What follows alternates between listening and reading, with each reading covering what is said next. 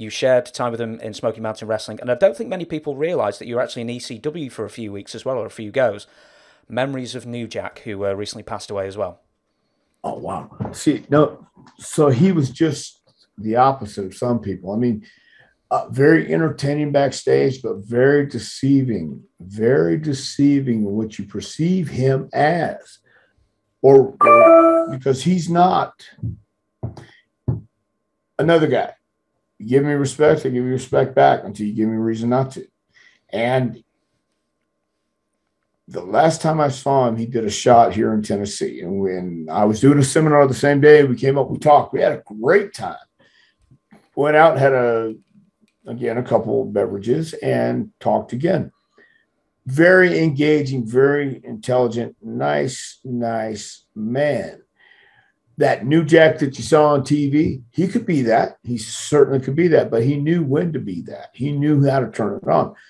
But I had no problem with him. Once again, we worked with him in Smoky Mountain. The first time we ever worked with him, I will remember this spot because we hadn't talked about it. And this is how I knew these guys knew what they were doing. I was on the floor. It was like a big street fight, and New Jack came off the apron.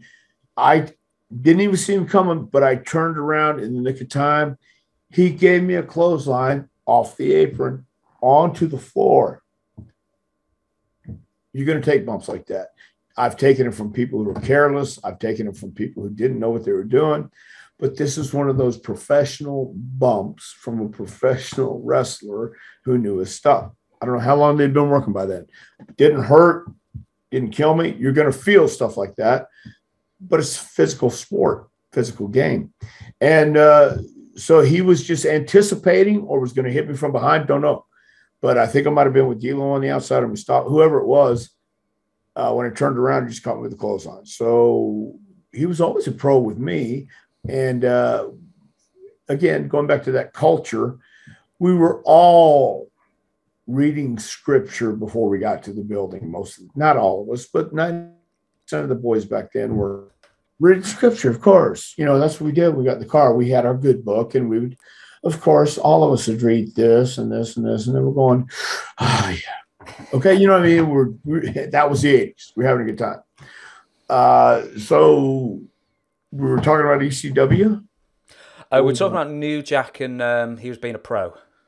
Yes, being a pro. But that's what I'm saying. Those guys in ECW were insane. And I love insanity. And I love insane people.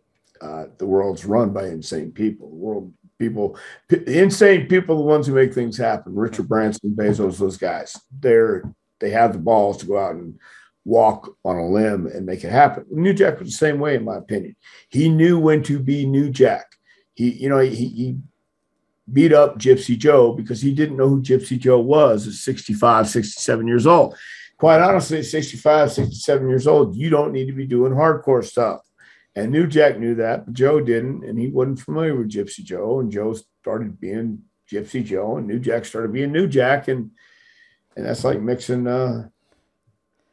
some TNT with some major fireworks, and it happened. So he was that guy, but we were all there, and it usually was having a good time. And the guys understood that we were going to bring the physicality, and there's a limit.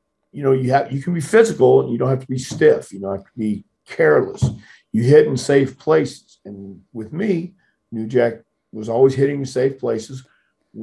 Could you feel them? Of course you could, because it wouldn't look right if New Jack or Mustafa, the gangstas, came out and did these half-ass punches or half-ass forearms or half-ass kicks. You're going to feel it. That's the gimmick. That's the deal. It's not ballet, and it ain't playtime. It was time to get these guys over, and when they did their stuff, they got over. They really did. Is it fair to say, because I've heard this from Cornette as well, that New Jack got either the wrong kind of heat or too much heat in Smoky Mountain? Sometimes, yeah. So but once again, you know, he knew. A lot of people don't know where the line is until they cross it, and then they go, "Oh, wait, you mean that's the line? Good, let me keep going this way." I think New Jack was a lot like that, and most people who say we'll get right up to the line, well, they can't there's no way to know that until you actually cross it. And then you say, oh, man, you went too far. Oh, really? Well, watch this, because I'm going to go even farther, and I'm going to jump off the cliff. And I think that's a lot of times how New Jack felt, but Cornette the same way.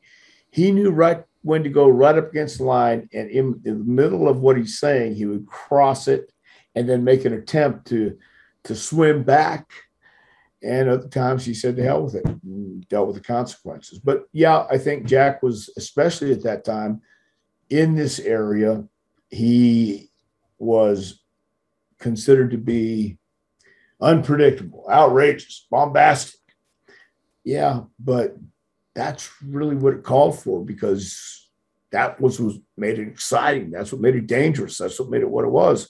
And he was exciting and dangerous at times. And it was interesting and a lot of fun to watch. It really was. I mean, sometimes it could be pretty heated, but that's, especially if Jim said it. You know, again, Mr. Kettle meet Mr. Pot. Jim knew he was an authentic heat-seeking missile. People just wanted to kill him. And I can remember a real quick story about Jim Cornette. I don't remember the town, but it was one of these small Kentucky towns who had a nice civic center that sat maybe 5,000. And I don't know how many were there that night, but it was a pretty good crowd. It was hot, and it was a heated finish, I think, with rock and roll. 2 different dressing rooms. So the baby faces over here. And on the way back, they had maybe, I don't know, 2 cops there, 4 cops, whatever it was. On the way back, the people started closing in. And they're throwing punches and they're throwing shots. And Cornette reaches with his racket and hits this older guy in the head, laces him open. Blood. And the cops run us back to the locker room. So we're in the locker room in this town. Jimmy walks straight back into the showers, takes his racket, rolls up his leg, and goes, hits himself in the shin with the racket. And the cops come back and say, hey, what the hell was that? Goes, wait a minute, guys. Somebody kicked me. I just reached out, swung. I couldn't see it. You know, so that was what was happening back then. Sometimes you don't know where the line is until you go way over here with it and you cross it and you go, oh, shit.